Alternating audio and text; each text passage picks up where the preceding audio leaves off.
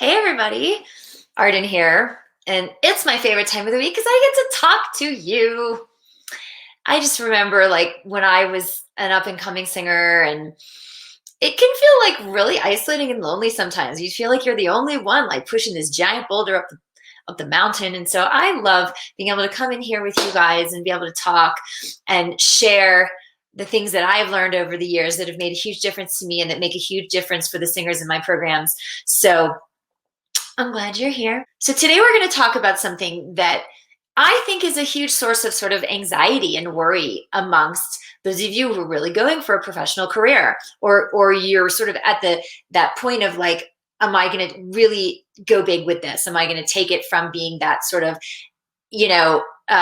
passionate amateur to like really professional career?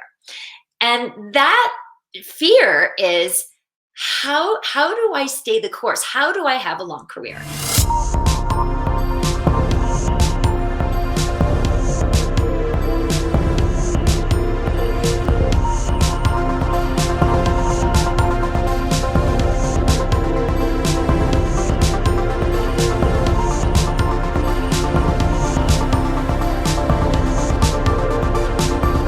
Like there are so many unknowns. There's so many ups and downs. And I think what scares a lot of singers from really going for it is that that it's not a predictable path. It's not like, you become a doctor or you want to be a doctor and it's like, okay, you go to college, you take the MCAT, you go to medical school. There's like a prescribed path. You do your residency, you pass your exams, you do your internship, and then you join a practice. It's like you study and you do all that, you'll become a doctor.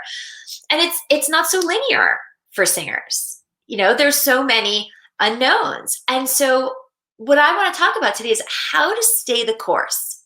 How to stay the course for a career when, without experiencing all of the pressure and the stress and the frustration that so often accompanies this career, and how to walk through this journey with your singing and your music professionally with real enjoyment, with real joy, so that you don't get waylaid and give up before you have found the kind of success that is meaningful to you. And so to me, there's one major culprit that cuts careers short before they've even had the chance to really flourish. And so today, in that spirit, we're going to go hunting. We're going to do a little hunting. And we're going to hunt out this culprit, this thief. We're going to hunt it down and we're going to take them out before they have a chance to do any more damage to your career or prevent you from even starting, okay? So you may be wondering, who is this? Who is this thief that's been stealing careers and cutting them short? And, you've got your whole team around you likely. You've got voice teachers, you've got coaches. If you're a recording artist, you have producers and collaborators, you have co-writers. For a lot of you, you may have agents or managers if you're in the Broadway space or the opera space. And amid all these people, there's somebody else that's actually been running the show for a long time now, and they are a total saboteur. And they are so good at influencing your singing and your career choices that you do not even notice that you're being manipulated, okay? And when you listen to them, never turns out well. So it's time to blow the whistle on them. It's time to fire them from this job that they have held for a long time. And I'm talking about your inner critic, okay? We all have one. Just some might be louder and more abusive than others. And when I talk to singers who, are coming into my program, gosh, you guys are so hard on yourself. It's like inner critic run riot. And you're so used to being beat up by it that you don't even recognize how bad it is. It's like an abusive relationship. If a woman has only ever been in abusive relationships with men, she thinks it's normal because it's all she's ever known. And so some of us don't even realize how abusive our inner critic is and how badly we relate to ourselves and speak to ourselves because it's just always been that way. We don't know any different. So can you imagine how that affects your voice, your sound, your technique, and your ability to make an impact on an audience. So, you guys may have heard me say this before, but we physicalize our emotions and our thoughts. It's just part of being human. It's just part of what we do as humans. It's normal. We all do it. We all carry our emotions and our thoughts in our body. So if you have a permanent resident in your head who is beating you up, then you are carrying that in your body too. And so several things can happen, right? You're afraid to really go for it and trust your body and trust your technique because your inner critic berates you with how inferior you are. And so you don't believe you can do it. And so you don't. You back away from your connection to your support. You back away from trust in your instrument, your body, your technique, and then your sound suffers. You're in your head all the time instead of in the moment of the song. And so your connection to your audience suffers and your ability to make an impact in those performance suffers, which means that the career suffers because if you're not making an impact, that's the whole point, right? And then, oftentimes you don't want to unleash the inner critic. You don't want to unleash that beating that the inner critic will give you if you don't sing well, so you overcompensate. You get into this habit of, forcing, pushing, manipulating, making, proving, in an effort to control the outcome of the sound so that you don't get beaten up by all those, inner critic beatings. I don't know how else to put it, right? So you go into this force mode, push mode, manipulate mode. But the problem is now your pitch suffers. Or you're in strain or tension, you're pushing, you're overdoing, you've lost your connection to your technique, you've lost your connection to your audience because you come across as like you're trying too hard. I mean, you guys have seen people like this, And so when you've got an inner critic who's not in check, it becomes really hard to stay the course and empower yourself to do everything that you need to do to build a free and fearless foundation for your singing so you can have success because of all those things we just talked about.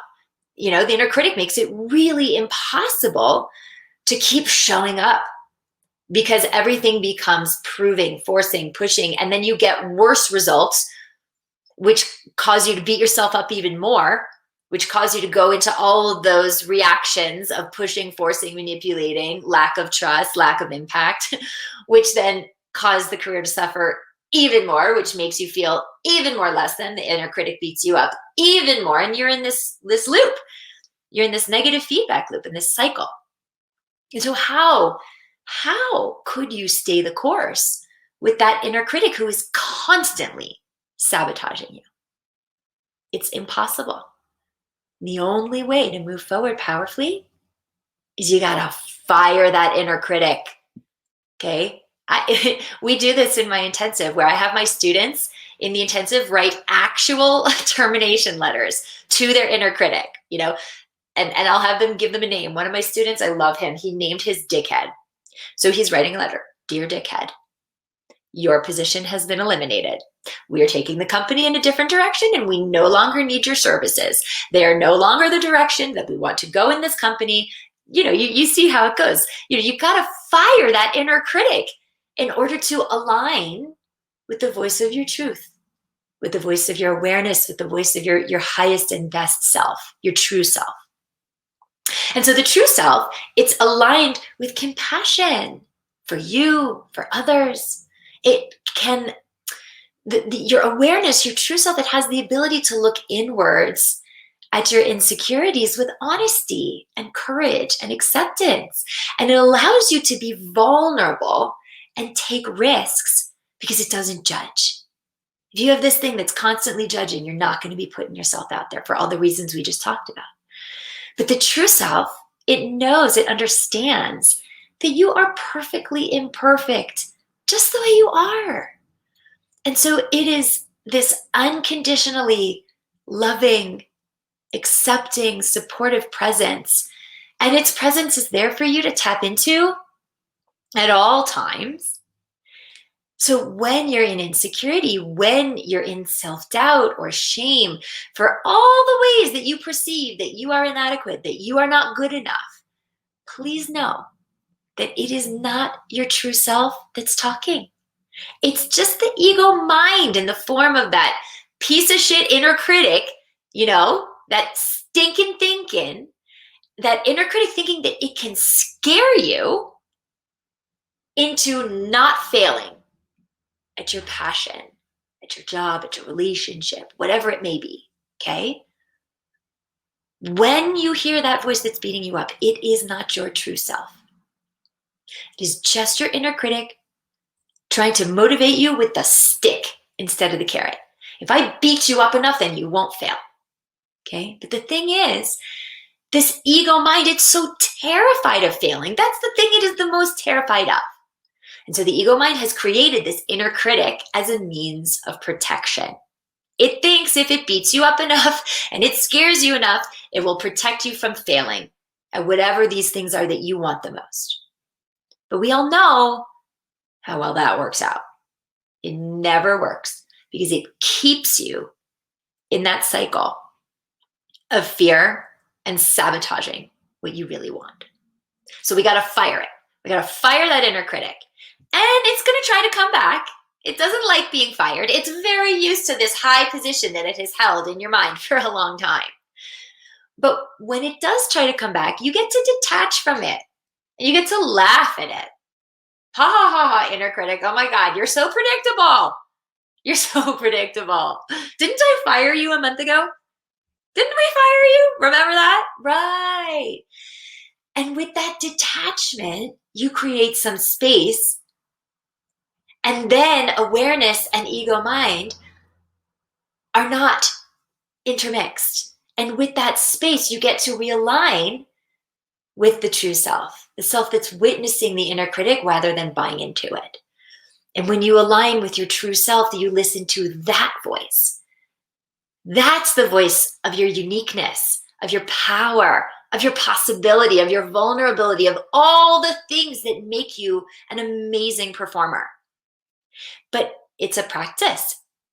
It's a practice of learning how to listen to that inner critic, you gotta get to know what that voice of your true self is, because we're so used to just hearing the inner critic all the time, because the inner critic, it's loud. The inner critic is that loud screaming voice, and so you got to know what the voice of your true self sounds like, because it's usually the smaller voice. You got to learn how to listen for it, get well acquainted with it, invite it to spend more time talking to you so you can learn to pay attention to it instead of the counterproductive messaging of the inner critic when it tries to come out of retirement. Because it's gonna try. It doesn't like being fired. But when you know what that voice of the inner truth sounds like and you know how to align with it, then you know how to pay attention to it when you're in those moments of difficulty, especially with respect to your singing and your career. And so I want to tell you the story of a singer who I've worked with in the past who came into my program, and her name is Jory. And she's a recording artist, and her records were just languishing. I mean, sitting there released with like a couple hundred plays, like no mainstream attention. And she would pour her heart and soul into them, and then just like hate how she came out, how they come out, and I hate how she sounded. And she always felt she sounded like amazing when she was just singing and writing her songs, but then something would happen in the studio when she'd go in to record, and she could never get the same sound. It was never the same feeling as when she was just writing and playing and it was just flowing through her. And she was so critical of herself because of this. And it was like chasing bad take after bad take and beating herself up. And it was really causing her to doubt her talent, doubting if she was really good enough to do this, because not only was anything working that she had tried before when she'd released things, but it was so important to her. She was trying so hard because it mattered so much. And then she wasn't getting the results she wanted in the studio every time. And she was so frustrated. And she was ready to throw in the towel when she came to work with me. She was done. She was ready to quit because the joy was being sucked out of it for her. And so through our work together, Jory got in touch with her truth, her true self, with respect to her artistry, with respect to her being, with respect to her voice. And when she realized this, she had this huge, like a huge aha moment, which was she realized that she has a voice. She is not a voice. Something she does. It's not who she is. And that inner critic was making her feel completely inadequate, which was why she was putting so much pressure on herself. You know, when the producer would hit record and then the sound wasn't good, or her, you know, what she was doing with her voice, because it was way too much pressure. If singing is who I am, and then I'm not doing it and getting the results that I want, then that is a reflection of my worth, of me, if I believe that singing is who I am. There's no separation between the singing and the self and what was happening with her. And so the work that we did through the work in my program, she broke through that block. And it took learning how to employ some radical self-care to get out from under the grips of this inner critic. But with that learning, she could finally catalyze her technique and free her voice, so that those performances, when she goes into the studio, she's in touch with all of her power, all of her truth, all of her vulnerability. And then it's like 3 takes, boom. And she's not taken down that vortex that was sabotaging her before. But how do you find that voice of the true self? How do you quiet the inner critic? How do you do this? You know, you could go to meditation classes, you could go to yoga, you could do exercise, you could do therapy, and all of these things help to some degree. But where they fall short is in connecting that learning to the moment of singing, to the moment of performing. And it could take years doing it that piecemeal way, you know, which is why I work with singers the way that I do. Because, you know, who wants to wait for years for things to connect when there's like a much more direct road to get you out of these old habits and you know, get out of these things that have been sabotaging your singing for so long and give you your best shot at success. Like who wants to do that the long way, you know?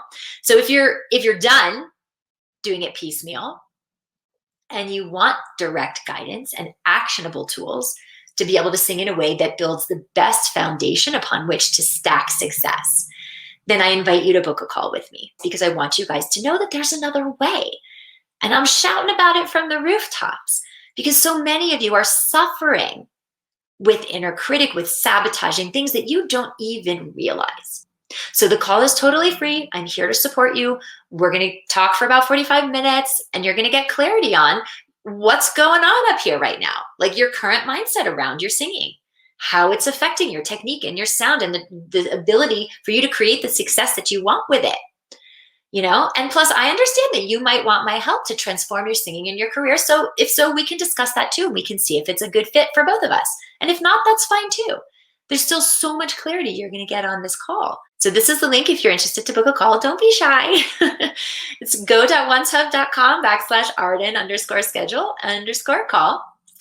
And, you know, I want to be super clear about who this is for. If you've never had one-on-one technical training with an expert before in the form of, you know, private voice lessons, this call is not for you yet. If you're in a lot of sabotaging inner critic stuff, a lot of it could be because you actually don't have the tools. And so the insecurity you are feeling is real.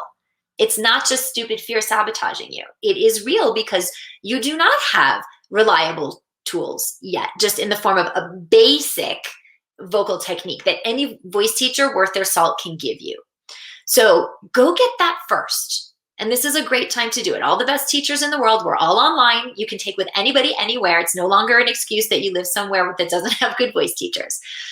So if you've not had one-on-one training with an expert before, go get that. Don't book this call.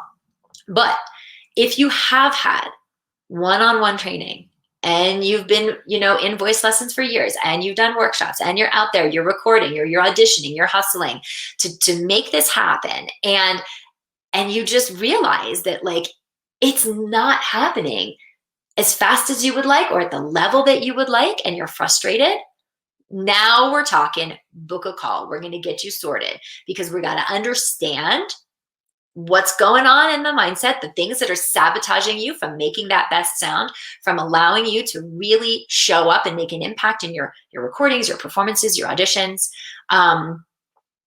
and, give you some clarity on what's going on. And I'm going to walk you through a step-by-step strategy that I do with my singers who are in my program to help you understand what we do to fix it.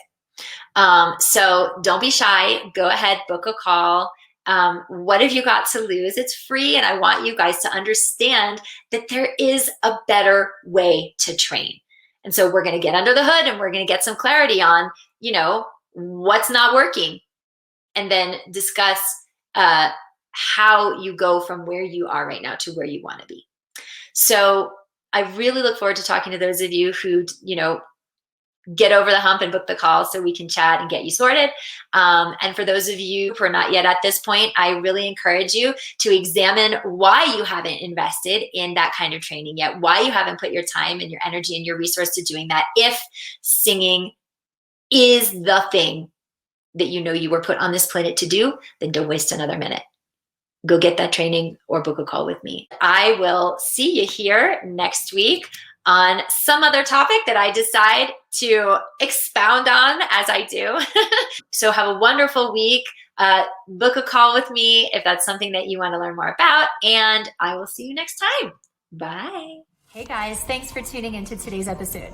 If you want to subscribe, click the link right over there that says subscribe.